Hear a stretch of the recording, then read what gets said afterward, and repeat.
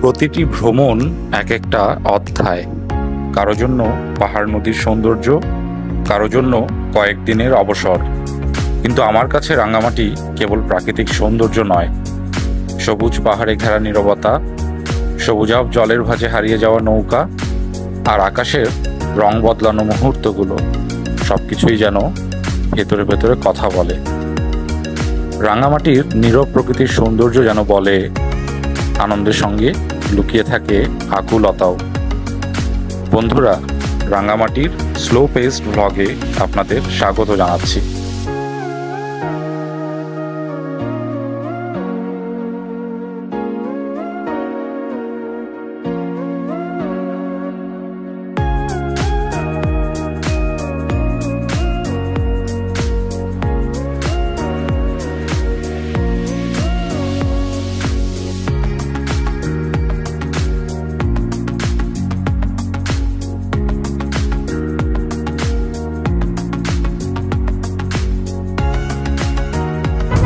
So we are going to Rangamati this time. আজকে রাতের বাসে আমরা রাঙ্গামাটি যাচ্ছি। খুব শর্ট একটা নোটিসে ট্যুর প্ল্যান করা হয়েছে। এত শর্ট টাইমে মনে হয় এর আগে ট্যুর প্ল্যান করা হয় নাই। রাতের বাস ধরার আগে রোড সাইড এই চিকেন টিক্কা কাবাবটা আমরা খেয়ে নিলাম। সকালে ঘুম ভাঙলো চিটাগং থেকে রাঙ্গামাটি যাওয়ার বাস বদলানোর সময়।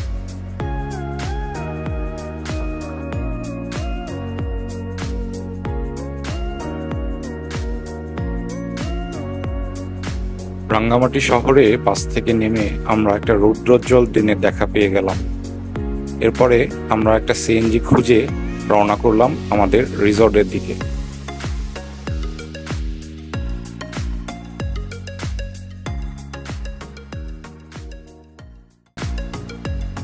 রিসর্টে যাওয়ার পথে রাঙ্গামাটির আঁকাবাঁকা রাস্তাগুলো আমাদেরকে মুগ্ধ করছিল। অনেকদিন পর ঢাকার বাইরে বেরিয়ে মনটা বেশ খুশি খুশি লাগছিল।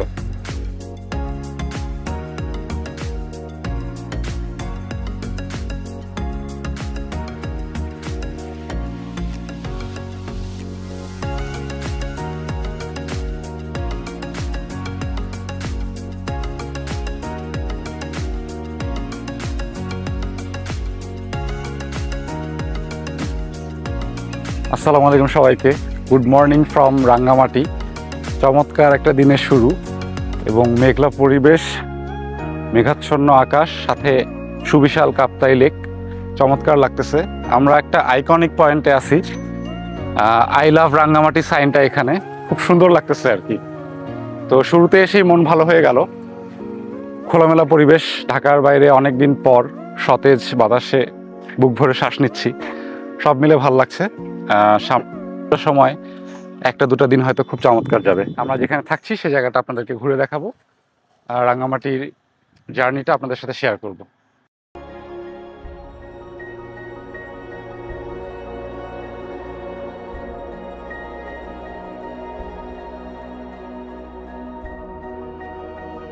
আচ্ছা, রাঙ্গামাটি শহর থেকে নেমে আপনারা সিএনজি করে চলে আসতে পারেন রাইনাটুগুন ইকো রিসোর্টে। তো এখানে এসে কাছাকাছি এসে দুটো রিসোর্ট এখানে পাওয়া যায়। শুরুতে টং ইকো রিসোর্ট এবং সেটা পেরিয়ে আরও সামনে রাইনাটুগুন ইকো রিসোর্ট। আসসালামু আলাইকুম সবাইকে, ওয়েলকাম টু রাইনাটুগুন ইকো রিসোর্ট। এটা রাঙ্গামাটির প্রথম ইকো রিসোর্ট। আস্তে আস্তে বড় হচ্ছে, গ্রো করছে। তো আমরা নেক্সট দুদিন এখানে থাকবো, ঘুরে দেখবো এখানকার সমস্ত কিছু, অ্যাকোমোডেশন, ফুড, অ্যাক্টিভিটিস, আর শেয়ার করব আপনাদের সাথে আমাদের জার্নি।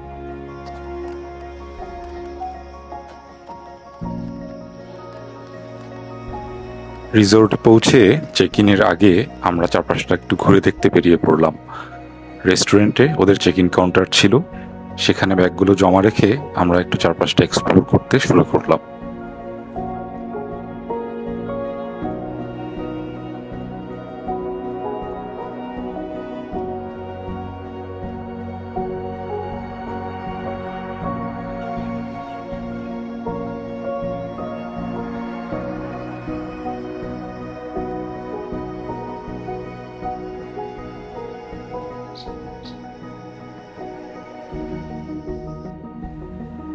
রাইন্নাটুগুনে পৌঁছেই কেমন যেন শান্তি শান্তি ফিল হচ্ছিল।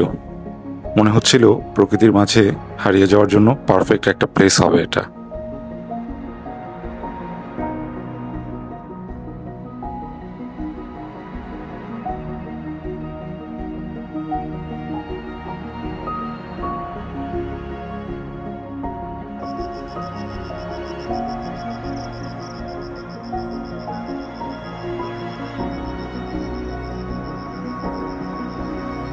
এখানে পৌঁছানোর পর থেকেই আকাশ কেমন মেঘলা হয়েছিল, মনে হচ্ছিল ঝুম বৃষ্টি নামবে, আর হলেও ঠিক তাই।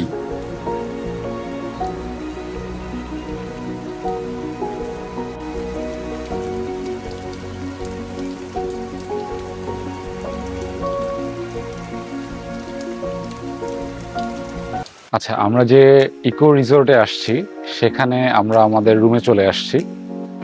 তো রুমে আসার পরে রুমটা কেমন সেটা আপনাদের সাথে শেয়ার করতে যাচ্ছি। তো চলেন আমরা ওই দিক দিয়ে হেঁটে হেঁটে এই রাস্তা ধরে আমাদের রুমে আসছি। ইকো কটেজ, ইকো রুম যেমন হয় তেমনই হবে। তো আমরা যে রুমটা বা যে কটেজটা পাইছি ডাবল বেডের রুম হিসাবে, সেটা হলো রায়বতী। তো চলেন রুম ট্যুরটা আপনাদেরকে দিই। এই যে রুমের দরজা দিয়ে ঢুকলাম, সো কাঠের তৈরি একটা রুম বা কটেজ বলা চলে। ইকো কটেজগুলো যেমন হয় সেরকম একটা ভাইব আছে।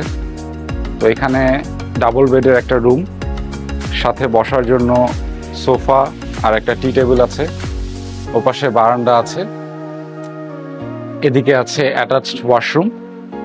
ওয়াশরুমটা দেখি। ওয়াশরুমে হাই কমোড দেখতে পাচ্ছি, এখানে বেসিন আছে, গিজার আছে, পরিষ্কার পরিচ্ছন্ন, টাইলস করা মেঝে। হ্যাঁ, যদিও কাঠের রুম বা কটেজ, তারপরও ওয়াশরুমে মেঝেটা টাইলস করা। আর সামনে দিয়ে আমরা দেখতে পাবো চমৎকার একটা বারান্দা।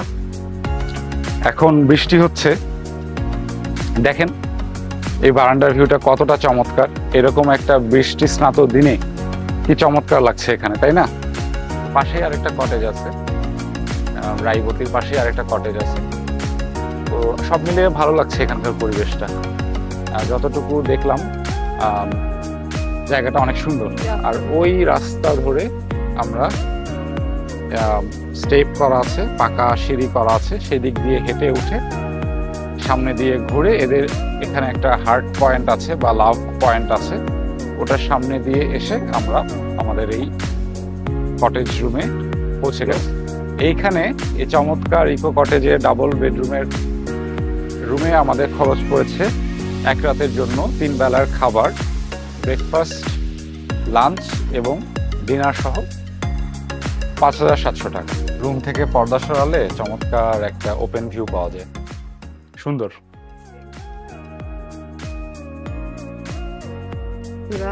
এখন আমরা লাঞ্চ করতে এসেছি। আমরা দুজন ছাড়া আপাতত রিসোর্টে কেউ নেই, এই যে আশপাশের পরিবেশ। দুপুরের খাবার খাচ্ছি। দুপুরের যে খাবারটা আমরা প্যাকেজের সাথে নিয়েছিলাম তার সাথে এই আইটেম গুলো আসছে, আর অতিরিক্ত আমরা নিচ্ছি এই চাপিলা ফ্রাই, এটা প্যাকেজে অতিরিক্ত আমরা নিয়েছি। এখানে আলু ভর্তা, ডাল, ভাত, দেশি মুরগি, সবজি এগুলো আছে।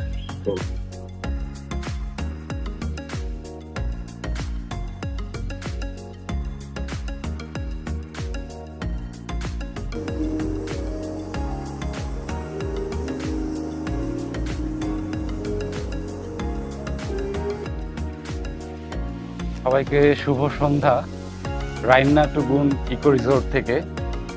তো ভাবলাম সন্ধ্যার এই অবসর সময়টাতে এই রিসোর্টের সম্পর্কে আপনাদের কিছু বলি। তো প্রথমেই রাইন্নাটুগুন নামটা সম্পর্কে বলি। তো নামটা বেসিক্যালি চাকমা শব্দ থেকে এসেছে। রাইন্নাটুগুন শব্দটা মূলত দুটো চাকমা শব্দ থেকে, রাইন্না আর টুগুন। রাইন্না শব্দটা থেকে বোঝানো হয় সম্ভবত জুম চাষ, আর টুগুন হলো চূড়া। তো রাইন্নাটুগুন একসাথে করলে চাকমা ভাষায় যেটা হয় সেটা হলো জুম চাষের সর্বোচ্চ চূড়া বা পর্যায়। আর এখানে যে ওনার বা ম্যানেজার ছিলেন উনি আমাদের জানালেন যে রাইনা মূলত জুম চাষের পরের ধাপ যেটা থাকে, জুম চাষ হয়ে গেলে তার পরের স্টেজটাকে বোঝায়। তো স্থানীয় জনগোষ্ঠীর সংস্কৃতি বা ঐতিহ্যকে মাথায় রেখেই নামটা করা হয়েছে। তো এটা আসলে চমৎকার একটা জায়গা। আমার মনে হয় এখানে যারা আসবেন একটু যদি রিল্যাক্সে থাকতে চান তাহলে 2টা রাত থাকার প্ল্যান করতে পারেন। জায়গাটা আমি যতটুকু শুনেছি 35 একর জায়গার উপরে এই রিসোর্টটা করা হয়েছে। তো এখানে চমৎকার কিছু এক্সপ্লোর করার মতো জায়গা আছে, বা নিরিবিলি আপনি কোলাহলের বাইরে থেকে যদি 2টো রাত বা 2টো দিন কাটাতে চান এটা তার জন্য একটা উপযুক্ত জায়গা হতে পারে। তো আজকে সন্ধ্যাবেলায় আমরা ওদের রেস্টুরেন্টটাতে এসে বসেছি। রাতেরবেলা বারবিকিউ হবে, বারবিকিউর আয়োজন চলছে। আর বারবিকিউ খেয়ে আমরা আবার আমাদের রুমে গিয়ে রেস্ট করব, নিজেদের মতো রিল্যাক্স করব। আর কালকে এই পুরো রিসোর্টটা আরও কিছুটা এক্সপ্লোর করে বেড়াবো।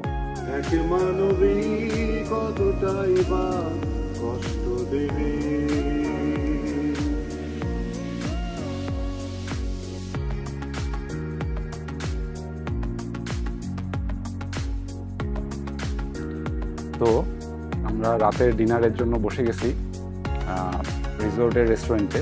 তো রাতে আজকে ডিনার হলো বারবিকিউ উইথ পরোটা, হ্যাঁ, সাথে কোকা কোলা।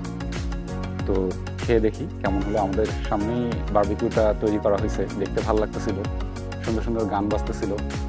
তো একটা শান্তশিষ্ট পরিবেশে আমরা বারবিকিউ দেখলাম, এখন খাবো। বারবিকিউ নিলাম পাউডার সাথে।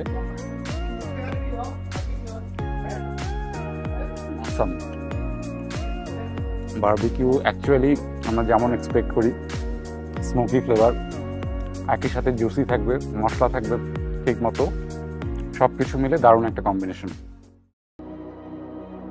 কোনো জায়গায় যখন যাবেন চেষ্টা করবেন পছন্দের জায়গাটাকে 2 চোখ ভরে দেখে নিতে, কারণ আপনি জানেন না এই জায়গায় আপনি জীবনে 2য় আসবেন কিনা, বা আদৌ কখনো আর আসবেন কিনা।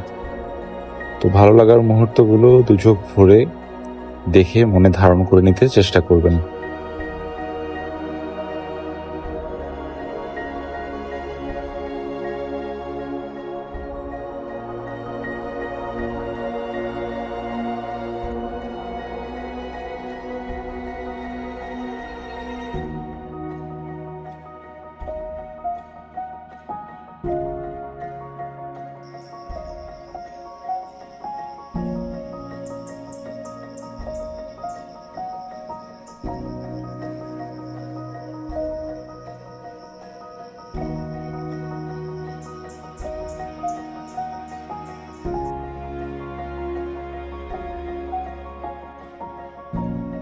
Hey guys.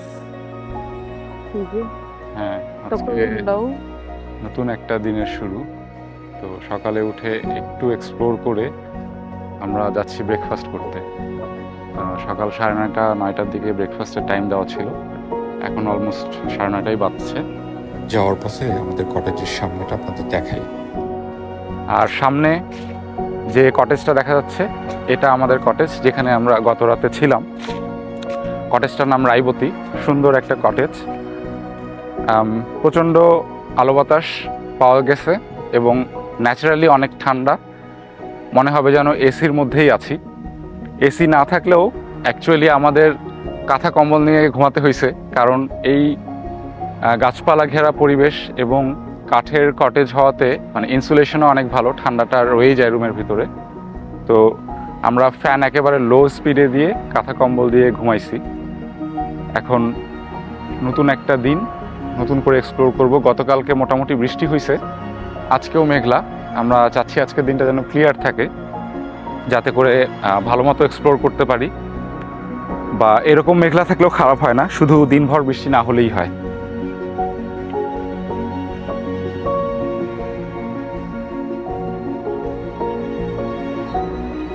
এই সিঁড়ি দিয়ে যাওয়া আসার রাস্তাটা কিন্তু সুন্দর। প্রত্যেকবার যখন এই সিঁড়ি দিয়ে রুমে যাচ্ছি, রেস্টুরেন্টে যাচ্ছি, ভালোই লাগতেছে কিন্তু। তো এখানে বেশ কিছু ফলমূলের গাছ রাখা আছে, ওইটা কমলার গাছ হতে পারে, আমি নট শিওর। বাট কোনো একটা ভ্লগে বা ভিডিওতে দেখছিলাম এখানকার ওনার গাছ থেকে ফল পেড়ে খেতে অ্যালাউ করে, তো সেটা আজকে আরও পারমিশন নিয়ে নিতে হবে আর কি।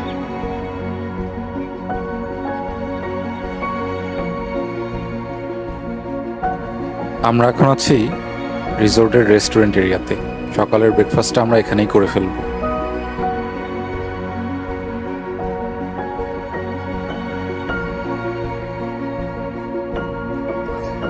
ব্রেকফাস্টে আজকে আমাদের খিচুড়ি, ডিম ভাজি, সালাদ।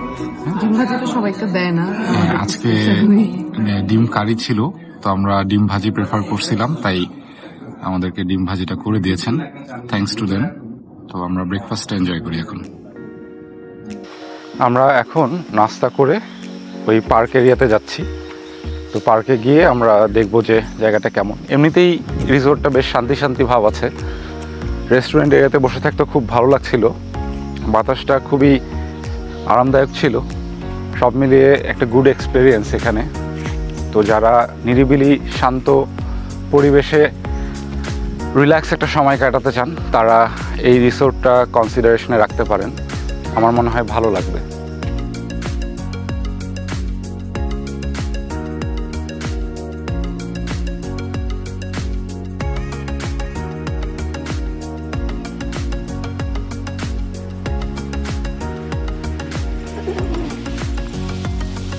উদ্দেশ্যহীন হাঁটাহাঁটি, একটু রিসোর্ট থেকে সামনের দিকে এগিয়ে সামনে কি আছে এটা দেখার জন্য হেঁটে চলেছি।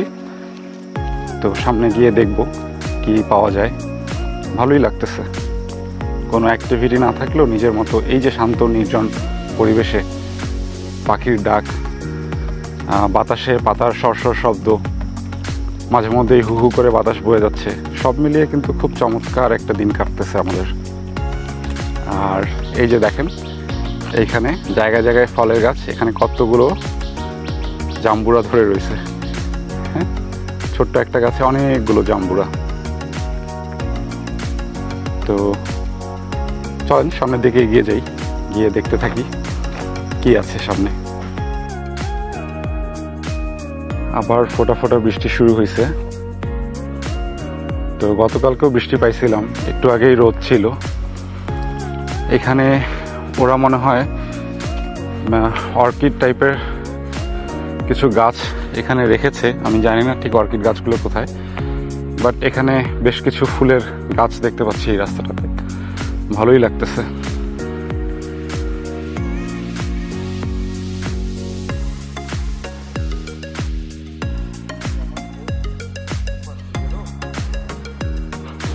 তো আমরা ওনাদের পার্ক এরিয়াতে চলে আসছি। অনেকটা নার্সারির মতো লাগছে, যদিও বৃষ্টি শুরু হয়ে গেছে, আমাদের একটু শেডে আশ্রয় নিতে হবে। আচ্ছা, আমরা রাইনা টিবুন রিসোর্টে ওনাদের পার্ক এরিয়াতে বা নার্সারি এরিয়াতে আছি। তো এখানে সুন্দর করে গোছানো কিছু গাছপালা আছে, ফুলের গাছ আছে। ওনাদের অর্কিড বাগান করার একটা প্ল্যান আছে। তো দাদার কাছ থেকে একটু শুনি যে প্ল্যানটা কি বা কিভাবে ওনারা এটা শুরু করতে চাইলেন। মূলত অর্কিডের প্রতি ভালোবাসা থেকে এটা করা, এবং বাংলাদেশের প্রেক্ষাপটে অর্কিডটা অযত্ন একটা দামি উদ্ভিদ বলবো আমি। এটা আবার অনেক প্রজাতি হারিয়ে যাচ্ছে। তো আমরা যে প্ল্যানটা করছিলাম, প্ল্যানটা যদি সফল হয় তাহলে বোঝা যাবে যে এটা বাংলাদেশের অন্যতম একটা অদ্বিতীয় উদ্যোগ, যে উদ্যোগের সাথে একটা রিসোর্টের উদ্যোগটা জড়িত থাকবে। তো এইখানে দুইটা পার্ট থাকবে, একটা হচ্ছে ডিসপ্লে আর একটা হচ্ছে আপনার দেশীয় যে প্রজাতিগুলো আছে এগুলোকে সংরক্ষণ করা। তো এই সংরক্ষণের মধ্যে দিয়ে ওদের প্রজাতিগুলোকে বাঁচিয়ে রাখা, যাতে এই অর্কিডের কি বলে বিস্তারটা ঘটানো যায়। না, দারুণ। আমি কিন্তু কোনো রিসোর্টে পাইনি যে অর্কিড বাগান আছে। এটা বাংলাদেশের জন্য একদম অদ্বিতীয়, এবং আমরা ভাবছি যে আমাদের এই উদ্যোগটা যদি সফল হয় তাহলে এটাই হবে বাংলাদেশের একমাত্র রিসোর্ট যার নিজস্ব অর্কিড গার্ডেন আছে। হ্যাঁ, এটা চমৎকার হবে। অনেকে তো অর্কিড বাগান দেখতে অনেক দূর দূরান্তে চলে যায়। তো এখানে যদি মানুষ এসে অর্কিডটা পায়, এটা কিন্তু একটা আলাদা মাত্রা যুক্ত করবে আপনাদের রিসোর্টে। ব্যক্তিগত পর্যায়ে আমাদের দেশীয় প্রেক্ষাপটে অনেকগুলো ঢাকা কেন্দ্রিক অনেক দেখেছি আমি, কি বলে এরকম অনেক ছাদের উপরে অর্কিড গার্ডেন আছে, কিন্তু এগুলো ডিসপ্লের জন্য ইয়ে হয় না। তো এটা যদি একটা পাবলিক প্লেসে হয়, মানুষ যদি যায় দেখতে পারে, তাহলে তার অর্কিডের প্রতি ভালোবাসা, অনুরাগটা জন্ম নেয় এবং এই অনুরাগ থেকে তাদের প্রজাতিগুলোকে সংরক্ষণের একটা উদ্যোগ হতে সূচিত হতে পারে। এক্স্যাক্টলি। তো আমি আশা করি আপনার এই উদ্যোগটা সফল হবে। সাথে থাকবেন আশা করি। অবশ্যই অর্কিড বাগান হলে ইচ্ছা থাকলেও আরো একবার আমরা ঘুরে যাব এখানে। আর আমি শুনেছি বা আপনাদের রেস্টুরেন্টে দেখলাম এটা রাইনা টুগুন ইকো রিসোর্টটা রাঙ্গামাটির প্রথম ইকো রিসোর্ট ছিল, রাইট? হ্যাঁ। আপনারা কবে শুরু করেছিলেন? 2009, রাইট। আমি সেরকমই পেয়েছিলাম। এইটা একটা পতিত জায়গা ছিল, একদম বাঁশঝাড়, বাঁশফুল ফুটেছে 2006 সালে। আমরা জায়গাটা কিনে নিয়েছি 2009 সালে। আমরা যখন স্টার্ট করি, রাঙ্গামাটিতে প্রাইভেট সেক্টরে কোনো রিসোর্ট ছিল বলে আমার মনে হয় না। তো সেদিক থেকে এবং ইকো রিসোর্ট এই কনসেপ্টটাকে আমরা একটু সামনে নিয়ে এসেছি।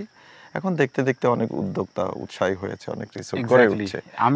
আমি আমার ওয়াইফকে বলছিলাম যদি আমার সম্ভব হতো আমি দাদারা অ্যালাউ করলে হয়তো এখানে সম্পৃক্ত হতে চাইতাম আর কি, আমার এতই ভালো লাগছে।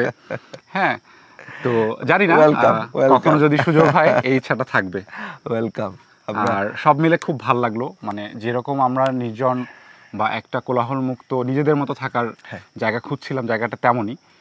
টুরিস্ট আসছে, বাট নিজেদের কিন্তু বদার ফিল হচ্ছে না। এখন বেড়েছে আমাদের যে সরকারি যে প্রতিষ্ঠানগুলো, 3টা প্রতিষ্ঠানকে আমার বিশেষভাবে ধন্যবাদ দিতে হয়। রাস্তাটা এলজিডি করে দিয়েছে, হ্যাঁ। তারপর বিদ্যুৎ যদিও বা সব জায়গায় যাওয়ার কথা ছিল কিন্তু এখনো যায়নি।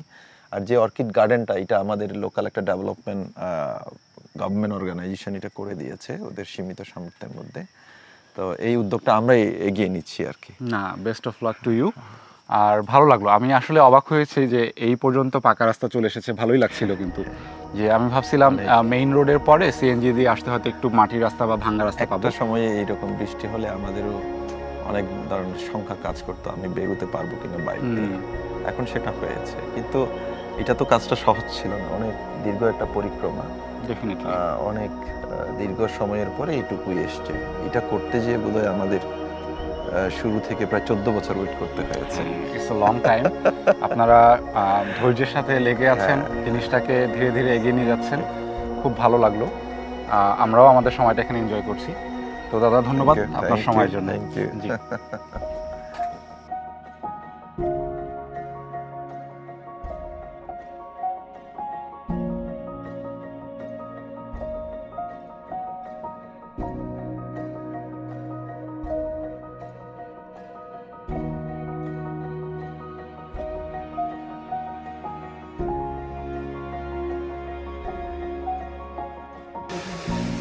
আচ্ছা, আমরা এই রিসোর্টের ফ্যামিলি ভিলার জায়গাটা একটু এক্সপ্লোর করতে আসছি।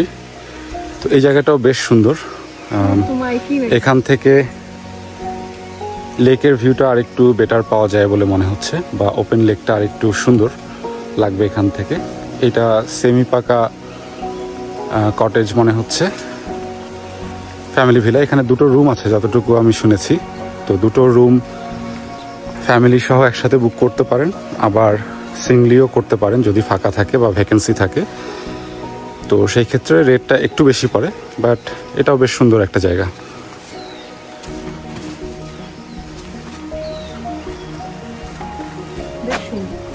হ্যাঁ, এটা বেশ সুন্দর, বেশ গোছানো, পরিপাটি।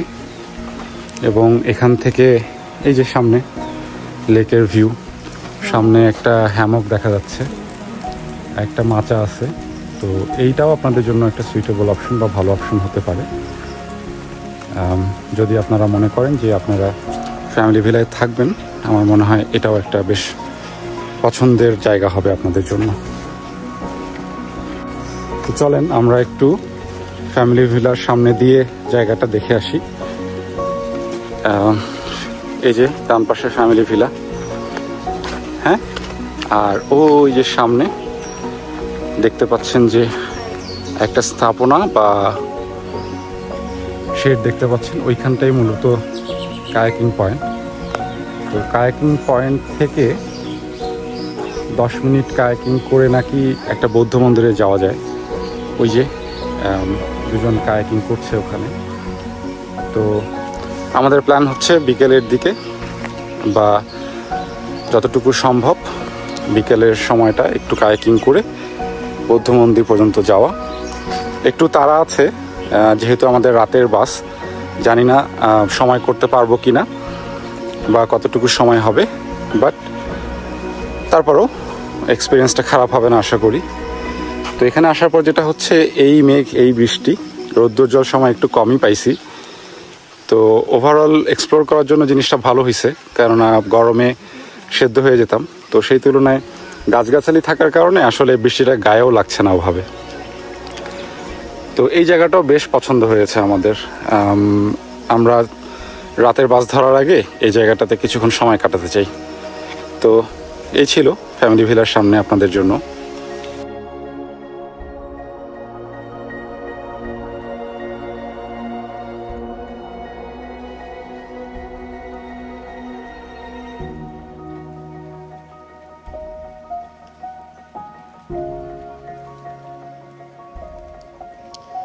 তো আমরা লাঞ্চে চলে আসছি।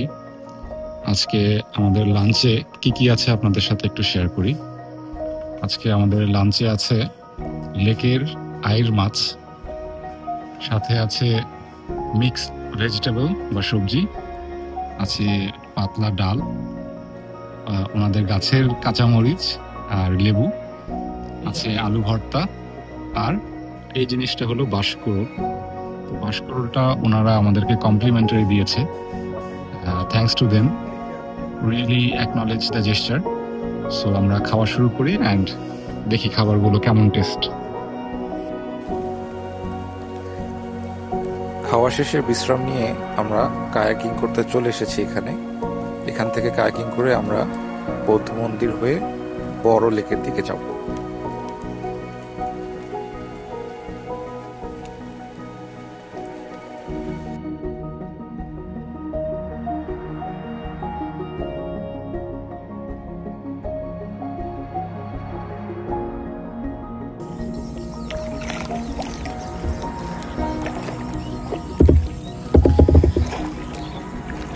সো রাঙ্গামাটিতে কায়াকিং করতেছি। এমন একটা জায়গা থেকে শুরু করছি জনমানব শূন্য, একেবারে শান্তশিষ্ট, নির্জন নিঝুম পরিবেশ, কোথাও কিছু নাই, কোনো আওয়াজ নাই পাখির আওয়াজ ছাড়া, একেবারেই শান্ত টলটলে পানি। হ্যাঁ, কোনো ঢেউ নাই, কিচ্ছু নাই, তবে গভীরতা অনেক, এটুকু শিওর। তো আমরা কায়াকিংয়ে বের হয়েছি। কায়াকিং করে আমরা একটু বৌদ্ধ মন্দিরের দিকে যাচ্ছি, যদি এই জায়গাটা চিনতে পারি। তো চলেন সামনে যাই, সামনে জার্নিটা কেমন হয় এনজয় করি। আচ্ছা, কায়াকিং করতেছি রাঙ্গামাটির শান্ত লেকে। খুব সুন্দর একটা জায়গা থেকে শুরু করছি। এরকম শান্ত স্নিগ্ধ পরিবেশে ওপেন লেকে কায়াকিং করতে পারবো এটা ভাবিও নাই। তো সব মিলিয়ে বেশ দারুণ একটা এক্সপিরিয়েন্স। একটু আগে বৃষ্টি হচ্ছিল, এখন সেটাও নাই। চারপাশটা একটু দেখেন, অনেক সুন্দর।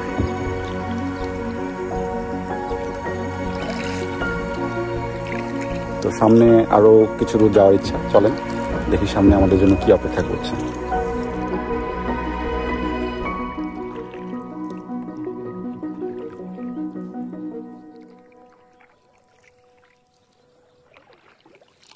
তো আমরা এই যে এদিক থেকে কায়াক করতে করতে আসলাম লেকের মধ্য দিয়ে। এখন হচ্ছে মেইন পার্ট আর কি, এই যে ওপেন লেক যেটা, এখান থেকে আরো বড় পাহাড়গুলো দেখা যায়। আলো ভালো থাকলে আরো ভালো দেখা যেত, এখন আলো কম, কিন্তু আমার মনে হয় না ক্যামেরা জাস্টিস করতে পারছে। চোখের দেখায় আসলে আরো অনেক সুন্দর লাগছে, খুবই ভালো লাগছে।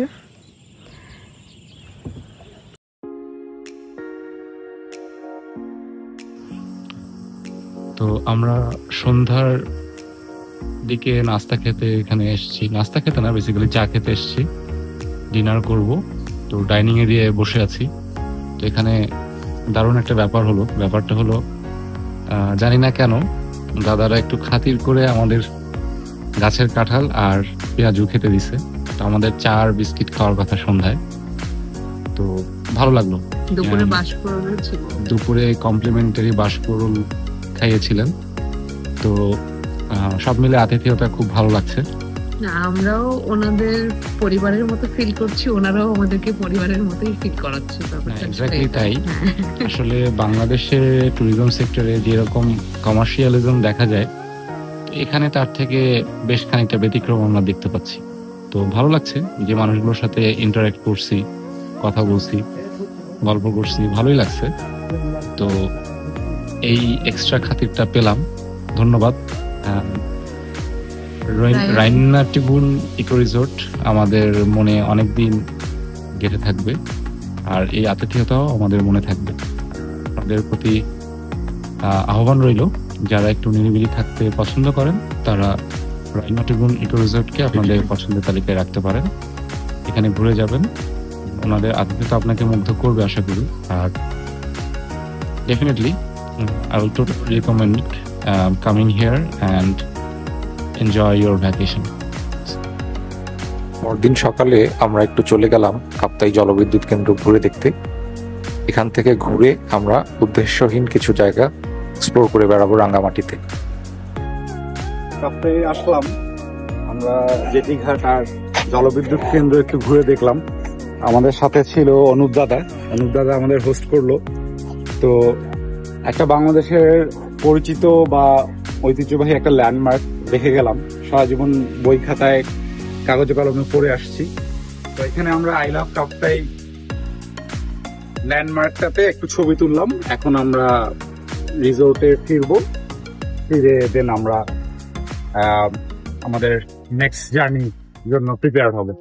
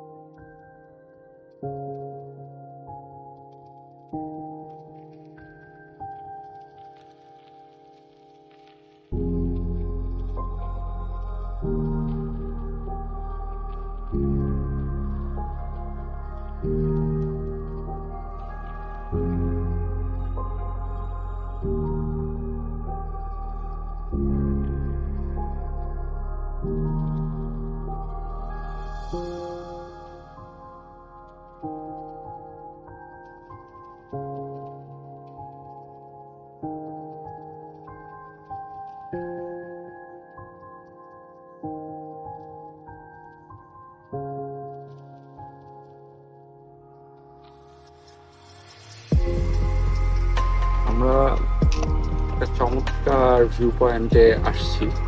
আসলে স্টাবলিশ কোনো ভিউ পয়েন্ট না, কিন্তু আমাদের রিসোর্ট থেকে অনুপ দাদা আমাদেরকে গাইড করে নিয়ে আসছে।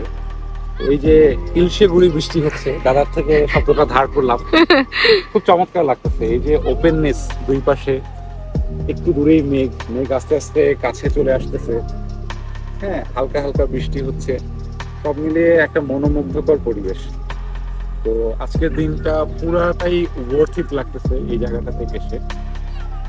আমরা সকালে একটু সুযোগ পেয়ে যে কোনোভাবে একটা এক্সট্রা দিন পেয়ে আমরা একটু কাপ্তাইয়ে গিয়েছিলাম জেটিঘাট এবং জলবিদ্যুৎ কেন্দ্রতে। সেখান থেকে ফেরার পথে এখন এখানে একটু স্টপেজ নিয়েছি। তো সব মিলিয়ে খুব চমৎকার একটা ভিউ এবং চমৎকার পরিবেশে বেশ ভালো কিছু স্মৃতিতে ধরে রাখার মতো চমৎকার কিছু সময় আমরা কাটাতে পারলাম।